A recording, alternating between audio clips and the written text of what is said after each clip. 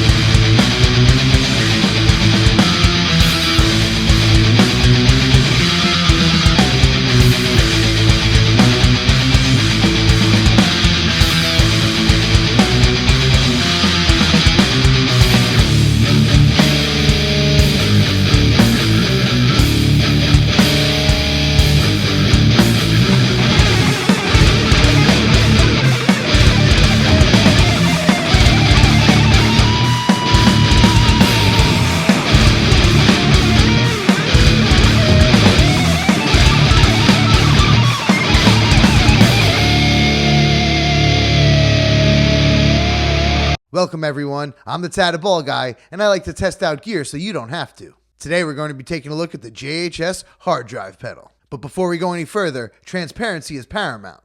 That being said, I did get this pedal for free, but I did so with the understanding that I would give an honest review, good or bad. I don't receive any commission if you buy one, so I'm simply sharing my findings with you. Now that that's out of the way, let's jump into it. Something I think is pretty cool, you can read about each pedal on their website, jhspedals.com. For this pedal, they stated they were trying to create a distortion pedal that captured the best high gain tones of the 90s and 2000s. A sound that embodied the post-grunge alternative rock movement. However, in my opinion, if you want merit as a distortion pedal, you need to be able to handle metal, and I'm happy to say this pedal absolutely does. So in this video, we'll check out this pedal's ability to nail those post-grunge alternative rock tones, and we'll also see if it can handle additional metal tones in a raw tone test. Not only that, we'll also see how well this pedal stacks with other pedals. In my opinion, that's super important. But before we do that, why don't we take a closer look at the specs? JHS pedals are made in Kansas City, right here in the USA, so you know they're made with top quality. This pedal has a metal casing and some solid weight to it. And the knobs also turn nice and smoothly. And lastly, one of my favorite features, top-mounted jacks. This helps it to fit nicely on your pedal board without taking up too much room. The first knob up is the volume knob. I think that one's self-explanatory. The next knob is the mid frequency. It chooses which mid frequencies get scooped or boosted by the mid control down below. Next up is the drive knob, and this controls the amount of distortion in the tone. Now down to the second row of knobs, here's where you can really shape your tone. This first knob on the bottom is your bass. If it's in the center, it's flat. However, you can have it boosted or cut. The next knob up is the mid control, and it controls whether the mids are scooped or boosted. And lastly, we have the treble knob. Like the bass knob, in the center is a flat response, but depending on which way you turn it, it's either boosted or cut. So now that you know the specs, let's get into that raw tone test. For this tone test, we're going to be coming out of my orange Dark Terra into my Randall KH4x12. I'll be dialing in a nice warm clean tone, that way we can really hear the true sound of this pedal. We'll start off with those 90s post-grunge alternative rock tones and work our way into heavier metal tones. Let's get into it.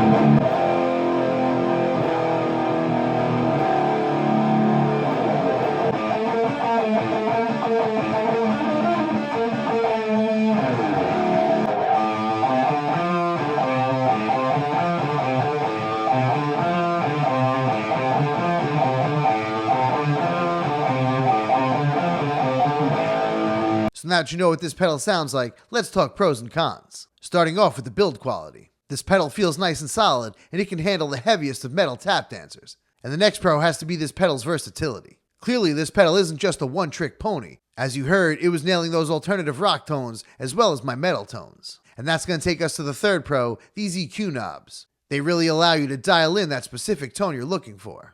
And now on to the cons. There aren't very many, but there's two things I thought of that are worth mentioning. The first con, if you can even call it that, is going to be for guitar players that are new to dialing in a guitar tone. Those sweepable mid-frequencies can definitely take some getting used to when you're dialing in that sweet spot. And the last thing that I thought was worth mentioning is the price point. In my opinion, $199 is a fair price point for a professional-grade distortion pedal. However, if you're a guitar player that's just starting out, buying professional-level gear might be something that's intimidating at first, especially when there are budget distortion pedals on the market. However, if you're an intermediate guitar player or above, and you're serious about dialing in some distorted tones, check out this pedal. And now on to the million-dollar question. Would I recommend this pedal? Yes, absolutely. I'm going to go ahead and give this one the Tatted Bald Guy seal of approval. Nice job, JHS. So that about wraps this video up. A big thank you to JHS Pedals for collaborating with me. I had a lot of fun making this video and recording the demo.